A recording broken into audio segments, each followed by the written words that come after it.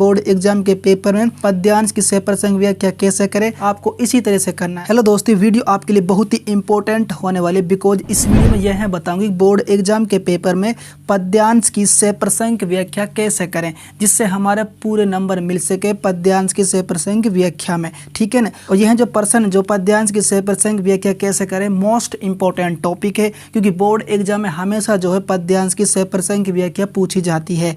और इस वीडियो में बहुत ही सिंपल और साधारण तरीके से, इजी तरीके से करके दिखाऊंगा। अगर आप इस वीडियो को पूरा वॉच करते तो डेफिनेटली आप जो है फुल मार्क्स ला सकते हो पद्यांश की सह प्रसंग की व्याख्या में। इसीलिए इस वीडियो को पूरा वॉच करना है। बोर्ड एग्जाम पेपर में आपको 2 पद्यांश मिलेंगे, उनमें से आपको एक पद्यांश की सह प्रसंग की व्याख्या करना है, ठीक है। जैसे कि यहाँ पर मैं सूरदास के पद जो एनसीईआरटी बुक का जो फर्स्ट चैप्टर है, 10th क्लास की जो हिंदी की बुक है उसका यह फर्स्ट चैप्टर है, जिसका नाम है सूरदास के पद। और इसी चैप्टर का यह है पद्यांश है, और इसी पद्यांश की हम सह प्रसंग की व्याख्या सरल और आसान तरीके से करके दिखाएंगे। बोर्ड एग्जाम के पेपर में आपको इसी तरह से जो है पद्यांश देखने को मिलेगा। शर्त वहां पर यह है कि आपको 2 पद्यांश देखने को मिलेंगे, उनमें से आपको एक पद्यांश की सह प्रसंग की व्याख्या करना है, ठीक है ना। अब यहाँ पर मैं इस पद्यांश की सह प्रसंग की व्याख्या बहुत ही सिंपल और साधारण तरीके से करके दिखाऊंगा लाइव। सबसे पहले आपको लिखना है संदर्भ। पहली बात तो आपको जो है पद्यांश को अच्छी तरह से पढ़ लेना, उसके बाद उनके प्रश्नों के उत्तर देना। जैसे कि सबसे पहले आपको संदर्भ लिखना, उसके बाद हेडिंग डालनी है, देन आपको आगे लिखना, जैसे कि यहाँ पर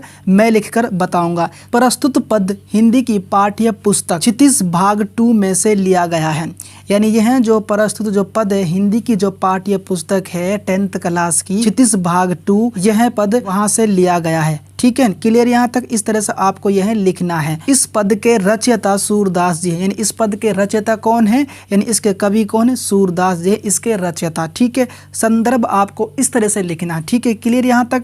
उसके बाद नेक्स्ट आपको लिखना प्रसंग। प्रसंग में आपको यह लिखना है कि कवि क्या कहना चाहते हैं। सबसे पहले प्रसंग, उसके बाद हेडिंग, देन आपको आगे लिखना है सूरदास द्वारा रचित पद में श्री कृष्ण के मित्र उद्धव यहाँ गोपियों को कृष्ण के द्वारा भेजा गया योग का संदेश देने आए, जिस पर गोपियां व्यंग करती हुई कहती हैं।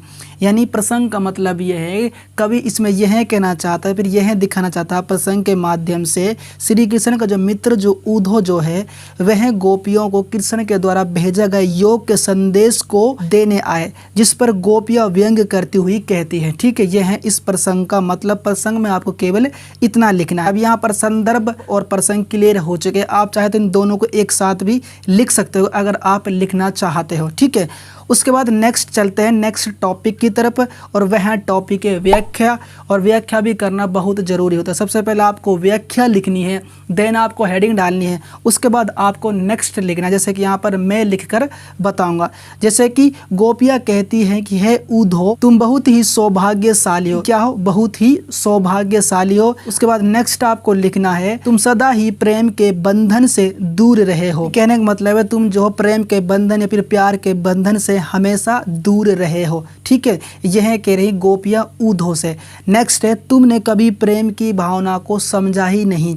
यानी जो प्रेम की जो भावना है, प्रेम का जो इमोशन जो होता है, प्यार का जो इमोशन जो होता है, उसको कभी समझा ही नहीं है, ठीक है। यहाँ तक क्लियर? नेक्स्ट है तुम्हारा मन किसी के प्रेम में डूबा ही नहीं। यानी तुम्हारा जो मन जो है किसी के प्रेम में या फिर प्यार में डूबा ही नहीं है, ठीक है।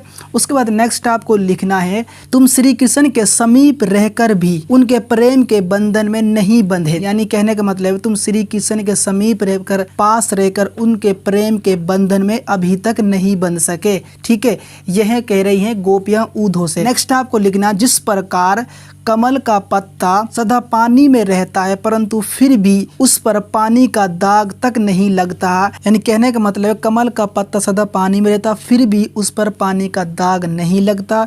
नेक्स्ट है उस पर जल की बूंदें नहीं ठहरती, ठीक है। यानी जल की जो बूंदें वह भी नहीं ठहरती। इसी प्रकार तेल की मटकी को पानी में रख दिया जाए तो उस पर भी जल की एक बूंद नहीं ठहरती, ठीक है। क्लियर यहाँ तक? कोई दिक्कत कोई परेशानी तो आप कमेंट्स कर सकते हैं। उसके बाद नेक्स्ट है अर्थात कमल के पत्ते और तेल की मटकी पर जल का कोई प्रभाव नहीं पड़ता, पानी का कोई प्रभाव नहीं पड़ता है, ठीक है ना।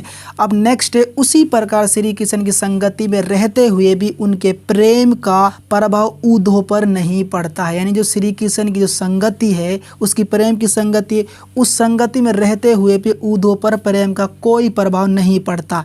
किंतु हम तो भोली अबलाएं हैं, और अबलाएं का मतलब था नारी महिलाएं, जो श्री कृष्ण के रूप के सौंदर्य को देखकर उसमें उलझ गई हैं। ठीक है ना, किस में उलझ गई? श्री कृष्ण के जो रूप का सौंदर्य को देखकर उसमें उलझ गई है। हम श्री कृष्ण के प्रेम में इस प्रकार लिप्त हैं जिस प्रकार चींटियां गुड़ पर चिपट जाती हैं और फिर से कभी नहीं छूट सकती, वही अपना प्राण त्याग देती हैं। ठीक उसी पर श्री कृष्ण के प्यार में लिप्त हैं, जिस प्रकार ये उदाहरण यहाँ पर पेश किया है कि चींटियां जो है गुड़ में चिपट जाती हैं, उसके बाद उससे कभी नहीं छूटती और वहीं पर प्राण त्याग देती है। ठीक उसी प्रकार से हम जो हैं श्री कृष्ण के प्यार में डूबे हुए हैं।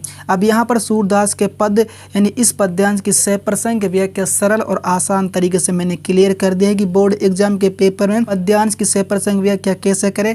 आपको इसी तरह से करना है। अगर आप इस तरह से करते हो तो डेफिनेटली आपको फुल मार्क्स मिल सकते हैं और फुल मार्क्स आ सकते हैं बोर्ड एग्जाम के पेपर में। ठीक है ना, एक बात आपको नोट करना है, अगर आपने जो है इंपॉर्टेंट गद्यांश, इंपॉर्टेंट पद्यांश, इंपॉर्टेंट जीवन परिचय की वीडियो नहीं देखी तो वीडियो को नीचे डिस्क्रिप्शन में लिंक मिल जाएगा, वहां पर जाकर आप देख सकते हैं। वीडियो पसंद है तो वीडियो को लाइक कर देना, चैनल पर नया चैनल को सब्सक्राइब कर देना है। जय हिंद।